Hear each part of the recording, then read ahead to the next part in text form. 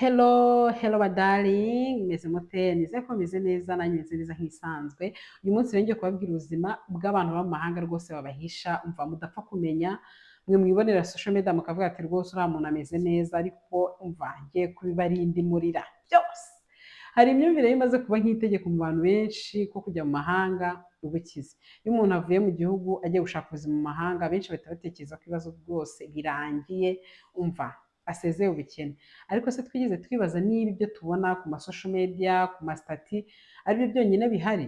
Uyu munsi rero ndavuga ku mpamvu zituma abantu baba mu mahanga bahisha ubuzima bwabo muri rusange, bahisha abo basize mu bihugu.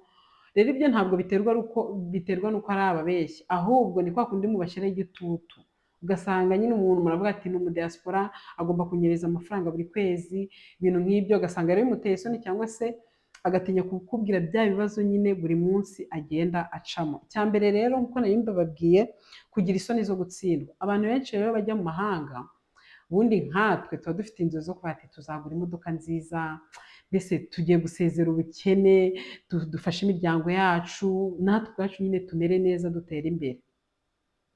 Akenshi rero baba baraseze mu bihugu byabo muri rusange, kuko njye ndavuga muri rusange, ntabwo ndavuga njye ku giti cyanjye, bavuga bati ngiye gushaka ejo heza, nyine ngira ubuzima bwiza. Rero iyo bagezeho bagasanga kubona akazi biragoye, cyangwa se bagakora imyaka 2-3 bataragera kuri bya bindi wenda bagiye bavuga, bumva bafite ipfunwe cyangwa se bafite igikomere gikomeye, ku buryo kuvuga ngo urahita ubabwira ako kanya ngo rero ngo nageze hano ubuzima burakomeye ibiki n'iki. Ndabizi ko rwose iyo uri mu Rwanda cyangwa se uri n'ahandi hantu bumva umudiyasipora nyine yubahwe, ni umukire, nta bibazo agira bijyanye n'amafaranga nyine muri rusange. Rero ugasanga ibyo byose bimuteye isoni zo kuba wenda zo kuba nyine yakubwira ati rwose nubwo amaze imyaka 2 cyangwa 3 nta kintu ndageraho, ariko ugasanga buri kwezi nyine kujya umubwira ati nyohereza amafaranga, ndabizi ko uri umukire, ndabizi ko bimeze neza. Ibyo rero bigatuma bahitamo kuvuga gake, cyangwa se niba wenda unabahamagaye rimwe na rimwe ugasanga ntabakunze kugufata, kubera ko n'ubundi baravuga ati ndamubwira iki ko nanjye ubu nabuze ibyo mvuga, nyine ibintu bikaze. Noneho ikindi cya kabiri, haba ubukene butunguranye. Urumva nyine twese tuba twaraje tuvuga ati tugiye kuba abakire.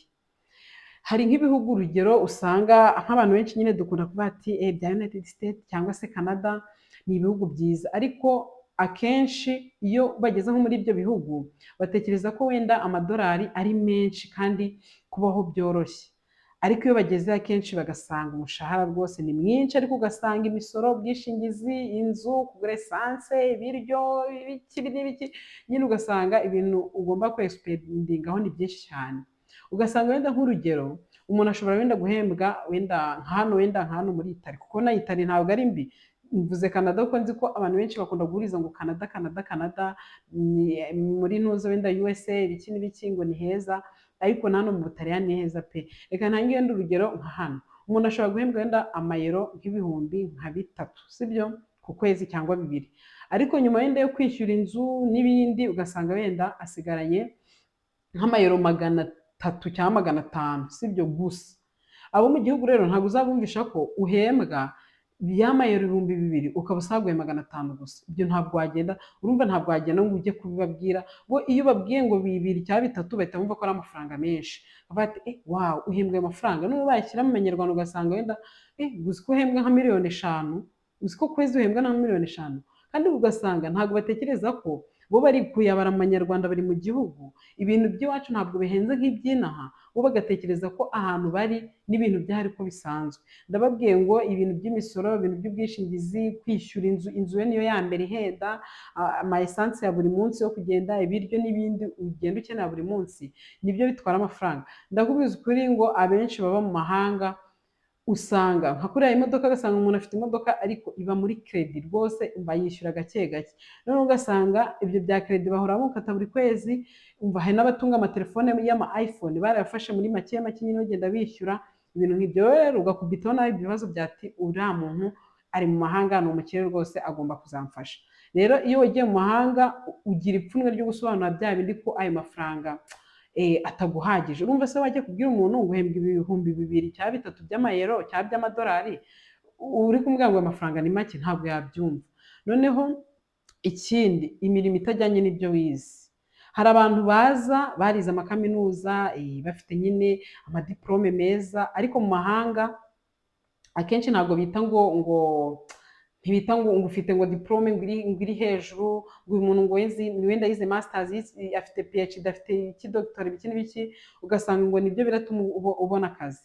Hari video nigeze kubakora ndi kubabwira ngo ushaka kuba uri manager w'ikintu runaka cyangwa uri CEO wenda wa company runaka, uri umukire pe, mu Rwanda bakubaha bakubaha bakubaha, ariko ugasanga ugeze muri bino bihugu usanze nyine uri gukora utuzi two mu maresitora tw'iki, ariko akenshi iyo uri nk'umuntu nyine wari kuri urwo rwego ntabwo uhita upfa kubyakira. Wenda iyo uvuye mu Rwanda n'ubundi wari ubushomeri cyangwa se ukora utuzi turi aho, iyo ugeze hano uhita ubyakira nyine uvuga ati ako kazi rwose ngomba kugakora. Ariko iyo uri nk'umuntu mukuru wari umenyereye gukorera amafaranga, wenda wicaye muri biro utaravuga ngo uragenda ngo ujye kwirirwa uvunika ukoza ibyombo ukagira utugakoropa, ibyo bintu n'ubundi akenshi nk'abagabo noneho birabajena iyo bageze hano. Wenda nk'abamama byo byibuze igitsina gore baragerageza ko n'ubundi muri rusange ibyo tuba twarabimenyereye, ariko nk'abagabo usanga kuvuga ngo uraza ngo umukoropeshe ahantu ni hatari, koza ibyombo ni danje, kujya muri resitora uri CEO wari umuntu urenze byatari, ntabwo ibyo bintu nyine bipfa, ntabwo bahita babikura ako kanya. Ariko mbabwiza ukuri, niba ari akazi kaboneka mu mahanga rwose ni utuzi tujyanye n'isuku. Uko waba warize kose, ko waba ufite diplome nyinshi, ibiki ni ibintu bijyanye n'isuku, gukora mu makampani, wenda kwikorera, guterura, kugira ute, ibintu nk'ibyo nitwo tuzi tuboneka inaha. Ntihazagira umuntu ukubeshya ngo umva ngo ngewe rero ngo nkora ngo muri biro ngo ibiki, ibyo abenshi baba barabeshya, babandi muzi ngo n'abadiaspora benshi usanga bakoropa bagira ute, ariko utwo tuzi ntabwo ari uko tudufetse, kuko natwe nubwo urugero nubwo ndi kubivuga nzi agaciro k'ako kazi, nzi ko ako kazi ari keza, gafatiye runini abantu benshi, kandi noneho icyiza cy'inaha irenje y'amafaranga aba ari imwe.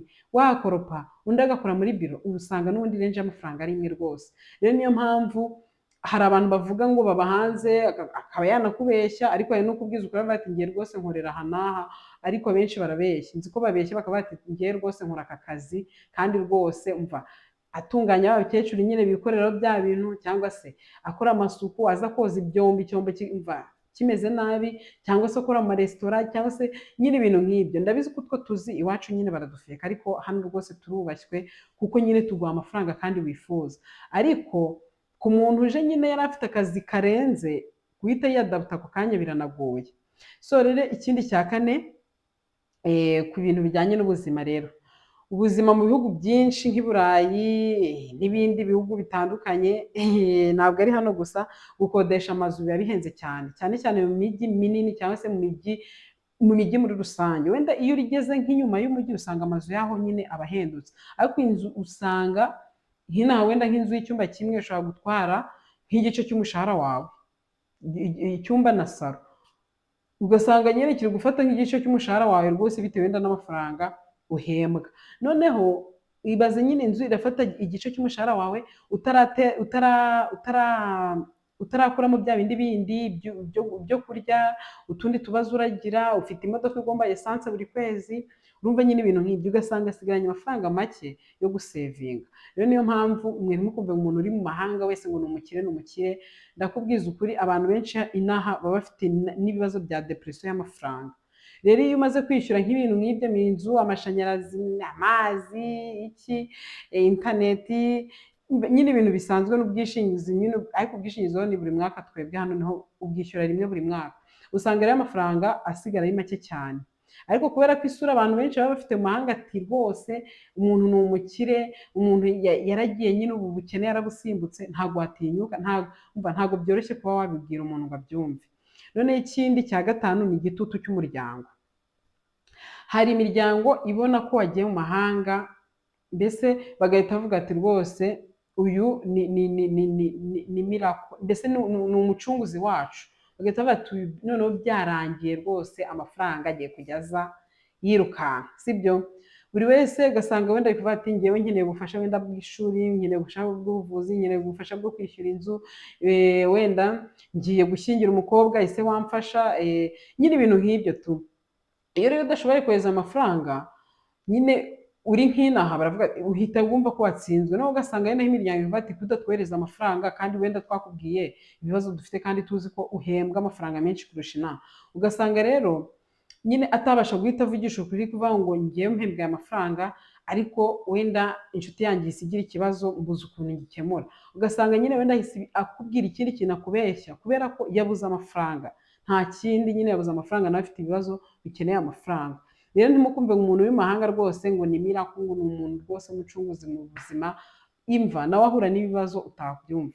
Noneho kubura ibyangombwa byemewe, hari abantu baza wenda mu mahanga badafite ibyangombwa byuzuye, bashobora kuba wenda bararengeje viza ugasanga viza yenda yenda kurangira, cyangwa se bakaba banigiye mu buryo butemewe. Murabizi ko hari abantu bavuga ngo baca mu mazi bakagera mu gihugu, ugahita wagera mu gihugu n'inaha birahaba ugahita widekarara nk'impunzi.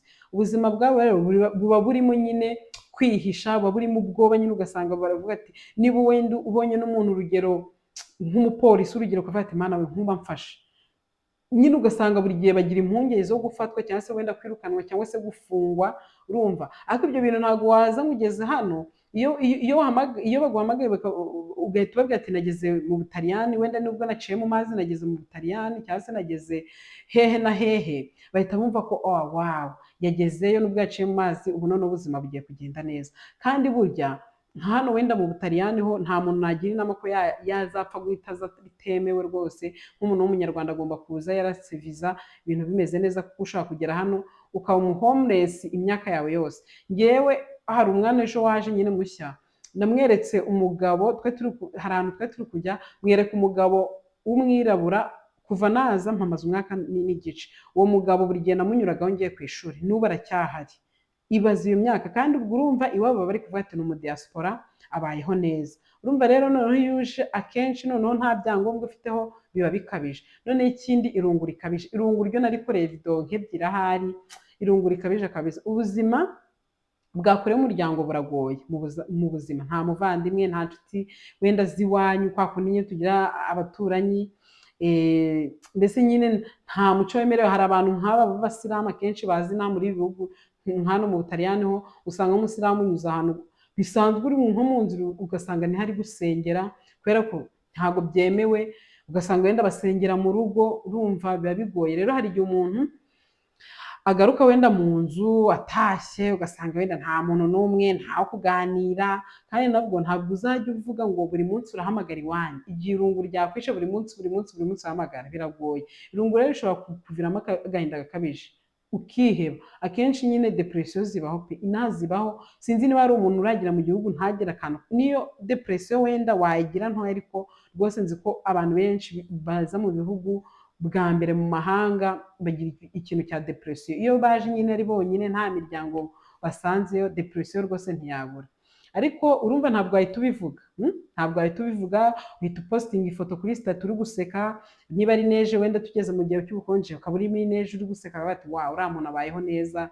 Wenda ushobora kujya no mu amaresitora y'inaha aba yubatse neza, ushobora kugenda ujya no gufata wenda nk'iki se nk'agakofi gusa ukifotoza, akavuga ati uriya muntu uzi ko abayeho neza, abayeho mu buzima bwiza. Byahe ko biba bikaze, ibibazo biba byatwishe, ubuzima bumeze nabi. Noneho ikindi cya munani, kiriya nabivuze ni icya karindwi, ndababwira ibintu uyu munsi niba wenda ni nka 15 ushobora kubabwira.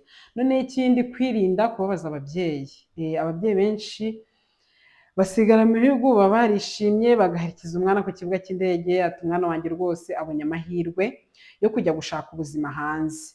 Ariko iyo umwana atangiye guhura n'ibibazo, ashobora kubihisha ababyeyi, bitewe n'uko wenda umubyeyi wenda abizi ko nshobora kumubwira ati naburaye, cyangwa se wenda mfite irungu, cyangwa se umuntu yantutse, cyangwa se nta muntu kumvugisha, cyangwa se abazungu ntibankunda.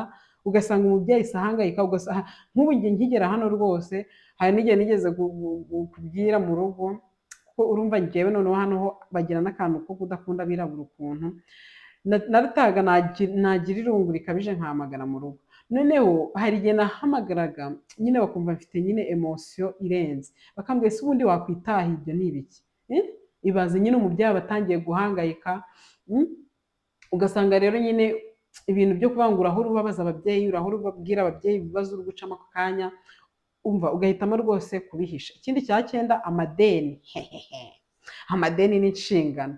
Hari abajya mu mahanga bagakoresha inguzanyo cyane, ugasanga nyine wenda nk'umuntu ntabwo yishoboye ariko akavuga ati rero ningera mu mahanga nzakorera amafaranga njye nkwishyura gake gake. Ugasanga rero aguje nka banki, ashaka kuguza wenda inshuti, akavuga ati rwose wunguje, cyangwa se akanagurisha n'inzu yari asanzwe afite imbere n'inyuma, akavuga ati ariko reka nyigurishe kugira ngo mbone uko ngera mu mahanga, ningera mu mahanga rwose ibintu bizaba byarasubijwe, nzaba meze neza.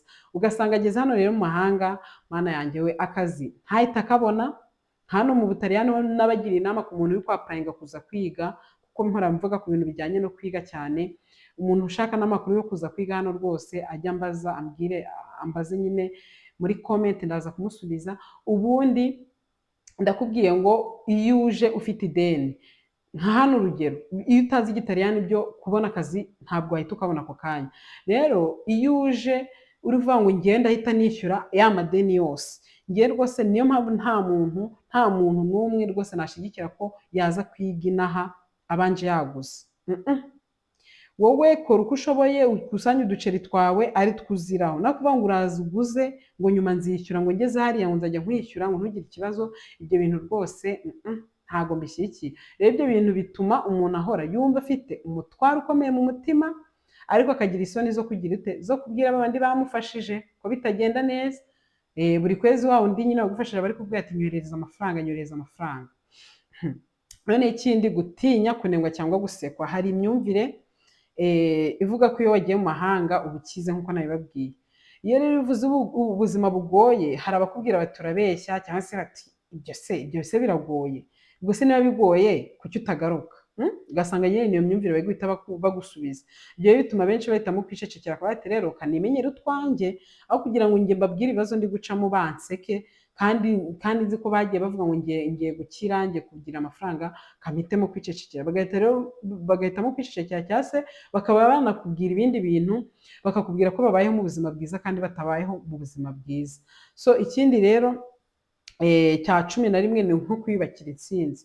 Akenshi ku mbuga nkoranyambaga abantu benshi bakunze kwerekana ibihe byiza. Uzaye nta muntu upfa kwerekana ibihe bibi arimo. Abantu benshi mbona bakunda kwerekana ibihe barimo ni abantu barwaje abantu, ugasanga na postinze urwara ubukira, abandi wenda ugasanga bapfushije. Ariko ntabwo nzaburara ngo nze mvuge ndi mu mahanga ngo naburaye ngo nagize uti, sibyo? Ibyo bintu rwose sinshobora kugenda kuri social media mbivuge, ahubwo ngiye nzakora uko nshoboye, mfata akenda kanjye keza nifotoze ndi ahantu heza, inzu zinaho zo ziba ari na nziza pe, ziba zinakozwe neza, haba hameze neza, haba hari n'itara rikeye rwose. Noneho wowe numbona uzahita uvuga ati rwose ibibazo rwose wapi, ameze neza rwose nta kibazo nyine. Noneho wowe uri kwiremamo ya ntsinzi, urumva, yo kugaragaza isura nziza ko nyine nta bibazo. Ariko umuntu uzabibona azabona ko umeze neza, kandi kuri wowe uri gushira rwose. Bashaka ko rero imiryango cyangwa inshuti babona ko rwose bameze neza, bateye imbere, nta bibazo byinshi rwose bifitiye. Ikindi cya 12 rero, ihinduka ry'imitekerereze n'umuco. Ubuzima bwo mu mahanga bashobora guhinduka bitewe wenda n'ukuntu ugeze hano, bitewe n'ukuntu ugeze hano ugahura n'ibigare byinshi. Nk'inaha bakunda kunywa amatabi, inzoga, ibiki n'ibiki. Ugasanga rero bitewe wenda n'uko utarasobanukirwa neza ibintu wajemo, ukavuga ati mana yanjye, ibibazo rero mpuye nabyo, niba niboneye umuntu urangurira icupa, nayo nda nsanzwe nkunda icupa, reka nigendere njye mu kigare nyine. Ubundi ugasanga noneho uhinduwe n'abantu bitewe n'ibibazo uri gucamo, bitewe n'uko nta mafaranga ufite, ariko wabona umuntu ukugura ati kanigendere. Noneho ugasanga utangiye noneho wa muco wari waramenyereye iwanyu, ukifata neza, ugasanga noneho bitangiye guhinduka, utangiye kwitwara nabi, ugasanga ubayeho nabi nyine. Rero ubuzima bwo mu mahanga bushobora guhindura umuntu uko atekereza, uko akoresha amafaranga, uko abona umuryango. Hari n'igihe atangira kumva atakibasha gusobanura neza n'abo yasize. Iyo rero imitekerereze yonyine, sibyo, n'amakuru wenda ashobora kukubwira atariho, sibyo. Hari ukuntu umuntu akubwira ikintu ngo koko meze neza, kandi mu by'ukuri ntariho, ariho atariho. Ugasanga ubuzima bwe nyine bwarahindutse, kwa kundi byibuze yavuga ngo ni umwana mwiza ibiki, ugasanga agiye mu bigare bitewe n'uko nyine yageze hano ahita ahinduka. Imico n'imitekerereze byose yari afite bise bimuhindura bitewe na bya bibazo byinshi ari gucamo. So rero ibindi bibazo cya 13, ibibazo by'urukundo n'imibanire.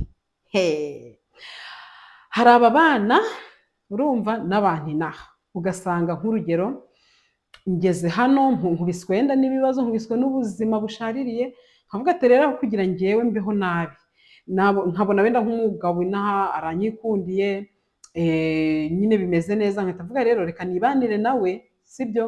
Noneho mbeho neza, aho kugira ngo babandi nasize bakomeze banseke, Nicole abayeho nabi, Nicole agize ute, njyewe nkashaka umuntu noneho ntanamukunze wenda, nyine kubera depression n'ibibazo mpise mpura nabyo hano, nkahita mvuga ati reka nibanire n'uyu muntu azamfasha gukemura ibibazo byinshi. Akenshi rero hari n'abantu nk'abakobwa cyangwa se abasore usanga nyine bakubwira ngo baba hano ariko bibanira n'ibigabo, aribyo bibaha amafaranga, aribyo bibatunze.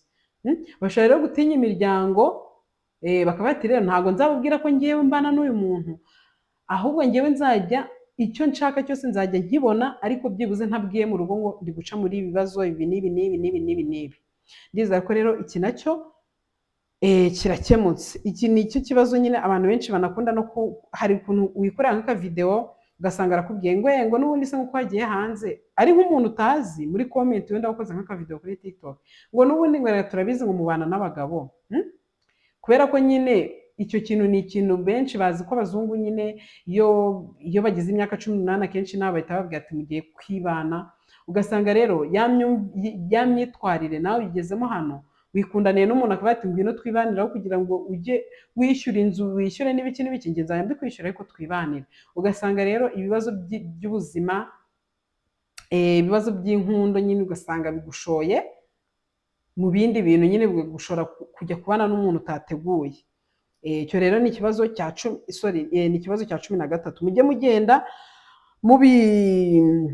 mubisubiramo, bizabafasha n'umuntu uri gutekereza kuba yagira ute yazina, ahubwo yitegure mbere y'uko aza, ibi bintu byose ntibizakubeho. So rero ikindi kibazo cya 14 ni ibibazo by'ubuzima bwo mu mutwe. Nabwiye ngo inaha rwose buri muntu wese aba afite depression, bwo wenda nuko ziba zitangana, ariko ubundi ndakubwiza ukuri, nugera hano urumva nta muryango usanze, depression ntizabura. Icyo cyo rwose ukimenye, bitewe wenda na stress yo kubura akazi, kwa kundi bavuga ngo ni mu mahanga akazi kaba kibunza, nimpagera nzahita mbona akazi ako kanya. Rero iyo umaze ukwezi, amezi 2, 3 ane utarabona akazi, ntabwo depression yabura kugufata. None ikindi igitutu cy'amafaranga, ati se uko ndi mu mahanga, famille ninsaba cyangwa se inshuti yanjye ninsaba wenda amayero cyangwa amadolari runaka nkayabura, ubwo azamfata ute? Ugasanga aribyo byose ni stress zigenda zikikubita mu mutwe, ugasanga ya depression nyine iraje, n'ubwo bwoba, irungu ryo kuba ati mana yanjye ko ndi njyenyine, noneho ko nta n'umuntu, noneho ndatura aka gahinda, ndatura ibintu ndimo, kuko rwose ntabwo uzagenda ujye kubwira iwanyu ngo ufite ibibazo. Ndakubwiza ukuri, ntabwo ushaka kuvuga uri hanze ngo ufite ibibazo by'amafaranga ngo hagire umuntu ukumva. Rero benshi bahitamo kwicecekera bakabigumana, bakaba bati aho kugira ngo niteze abantu, reka ibi bintu byose, ibibazo byose ndi guhura nabyo niturize. Rero ugasanga agize ibibazo by'ubuzima bwo mu mutwe, cyane cyane rwose depression ikunda gufata abantu bari mu mahanga. None ikindi cya 15, kubura inshuti z'ukuri. Kubaka inshuti ubundi muri ibi bihugu utamenyereye biragora. Hari abantu bahamara wenda nk'imyaka urugero mike bagahita babona inshuti, hari n'abamara igihe kirekire batarabona inshuti. Ubwo rero iyo wowe utarabona izo nshuti, ugahura n'ibibazo, ukabura wenda umuntu waganiriza, ukamubwira ati rwose dore ndigura n'ibi bibazo biki, byibuze uri hano hafi yawe, ugasanga nyine nta nshuti byibuze ugira y'ukuri nyine yagufasha kuba mbese nyine yakumva ibyo bibazo byawe. Usanga rero nyine kubura inshuti rwose z'ukuri, inaha rwose urazibura, ukamara umwaka nta nshuti nzima, nta nshuti waganiriza ibyawe. Byibuze iyo ari umuntu w'inaha arakumva, ariko umuntu wo mu Rwanda rwo ntabwo ushobora kumubwira rwose ibibazo ufite inaha ngo akumve. Baba bazi ko twasubijwe, baba bazi ko rwose twabaye ba miliyoneri. Noneho hari n'abantu bagira iyo bageze hano baba bashaka kwigenga, bakumva ko rwose abantu basize iwacu rwose nta muntu nyine wambwira, ndi mu diaspora ngiye nkorera amafaranga, nta muntu rwose ushobora kungenga. Ugasanga none imyitwarire yawe nyine, uko wenda ababyeyi bagufataga ibiki n'ibiki, kwa kundi bakugiraga inama ukiri mu Rwanda cyangwa se uri ahandi hantu, wowe ugeze hano ushatse kwigenga, nta bitekerezo, usigaye wumva nyine rwose umva nta muntu wangira igitekerezo kandi ngewe ndi hejuru yabo ndi mu mahanga ndi mu diaspora nta muntu ushobora kungira inama ugasanga rero n'ibyo bibazo nabyo byo gushaka kwigenga nabyo bijemo hari abantu bagira hano rwose bagahita bibagirwa iwabo bakibagirwa ko babahanaga bakibagirwa ko babakubitaga n'akanyafu so rero ikindi icyo cyo gushaka kwigenga ni icya 16 icya 17 ni ugutinya kugaruka ntacyo bagezeho ibyo byo rwose nta muntu ushaka kuvuga ngo arava hano asubira iwanyu asubira iwacu asubira iwabo nta kintu yagezeho umva niba uri mu mahanga bagomba kubona ko wubatse inzu bagomba kubona ko utahanye imodoka nziza bakabona ko nyine usa neza urumva rero bakabona ko utahanye n'ayo mafaranga menshi rero ntabwo rwose ushaka kubwira abantu ngo ugiye kugaruka nta mafaranga ufite cyangwa se nta mishinga ifatika igaragara nyine ufite ibyo bintu rero bituma abantu benshi bigumira inama mu mahanga bagaceceka bakaba bati rero kaniturize byibuze wenda nshobora kuzamara imyaka 10 ariko byibuze nkazagenda mfite igifatika kandi ugasanga nk'umuntu amaze imyaka 2 avuga ati ngiye nyuma y'imyaka 2 nzahita mva hano ariko yabona imyaka 2 ishize nta kintu aragera ati ubu nagera iwacu ko kubanseka ugasanga rero ibintu byo gutinya gusubira iwacu rwose nanjye ku giti cyanjye sinshobora gusubira mu rugo nta kintu ndageraho wapi noneho hari imyumvire y'uko rwose mu mahanga ari paradiso abantu benshi rwose niko bameze ko mu mahanga ari heza kurusha iwabo ariko biragoye kuvuga ko ibyo byose iyo myumvire mufite mu mahanga rwose atari paradiso abantu benshi baba bazi ko nyine hano hari n'ibiti ngo basoromamo amafaranga ariko ibyo bintu rwose gusa ko ntakibonara no ku isi ntabibaho uraza ugakora ugakoboka bakaguha amafaranga nta muzungu uzaguha amafaranga yawe utakoze ibyo rero byo kuvuga ngo mu mahanga ni paradiso si paradiso nta hantu imigani ya kinyarwanda ibivuga neza nta hantu mu buzima uzajya hakurutira iwanyu niyo haba haguha amafaranga angana iki ariko nta hantu hakurutira iwanyu rwose iwacu aba ari heza kurusha n'ahandi hose kuri iyi si none icyo cyari cya 18 imyumvire y'uko wenda mu mahanga ari paradiso ikindi cya 19 ni ugushaka kubanza nyine gushikama hari abavuga ngo reka rero manze niturize kabisa nzamuna wenda kubabwira ibyo nigejejeho iki byose nyine intsinzi yanjye ari uko maze kubona ikintu gifatika ugasanga rero bakunda kukubaza ati se mana ugeze he ibiki n'ibiki ugasanga rero ni urugamba wowe wirirwa uhanganye narwo rwaba abantu bakubwira ati ese niko kugeze mu mahanga ukaba hari ibintu utarageraho nta kintu uratwereka nta nzu uragura inaha cyangwa ikibanza bimeze bite ugasanga rero wowe nyine ugafata inisiyative hari n'abantu bakura amatelefone pe ugasanga bavugana n'iwabo gusa ababyeyi gusa n'abavandimwe akaba bati rero kaniturize nshikame hamwe ubundi nimara kugera aho ngera niho nzatangira kubwira abantu ati noneho meze gutya none ikibazo cya nyuma rwose kamvuge ibibazo 20 ko byaba byinshi cyane byaba byinshi ariko ibi navuga ngo nibyo byibanze rwose buri muntu wese ahura nabyo kubura umwanya cyangwa se kunanirwa inaha mu mahanga rwose ukora akazi butunabwe ntagende ko bavuga usanga ukora amasaha menshi cyane umuntu ava mu kazi ananiwe akabura umwanya wo kuba yavugisha iwabo ugasanga benshi bari bati yego ko mana uriya se arirata nta kituvugisha kuva yagera hanze ariko ndababwiza ukuri niba ari ikintu nabonye hano turavunika kurusha iwacu usanga nta tuzi twinshi dukora cyane keretse wenda nk'abantu bakora n'abandi nyine abafundi abaki nibo bavunika cyane ariko usanga nk'abantu ngo bakora muri banki ngo abantu ngo bakora amasuku ntabwo bavunika nk'inaha dukora amasaha menshi ku buryo utabyumva rero ugasanga kuba wabona umwanya wo kuvugana nabo ibiki n'ibiki ugasanga batangiye gutekereza turiya muntu rwose arirata pe arirata ariko ntabwo ariko bimeze so rero mu kuri ku buzima bwo mu mahanga rwose bufite amahirwe menshi ariko rwose ndababwiza ukuri ntabwo amahanga ari paradizo sibyo reka tureke gushyira abantu igitutu reka twumve ko nyine uyu umuntu ageze mu mahanga ari ugushaka ubuzima atari gushira abantu imanza ati mbese uriya kubera iki n'ibiki kuko inaha rwose havamo ibintu byinshi kandi habamo ibibazo bitandukanye so rero mwebwe iyi video niba yagufashije mukore subscribe murayikinge muyisangiza abandi ubundi twongere mu yindi video ndabakunda murabizi subscribe like and share thank you for watching my video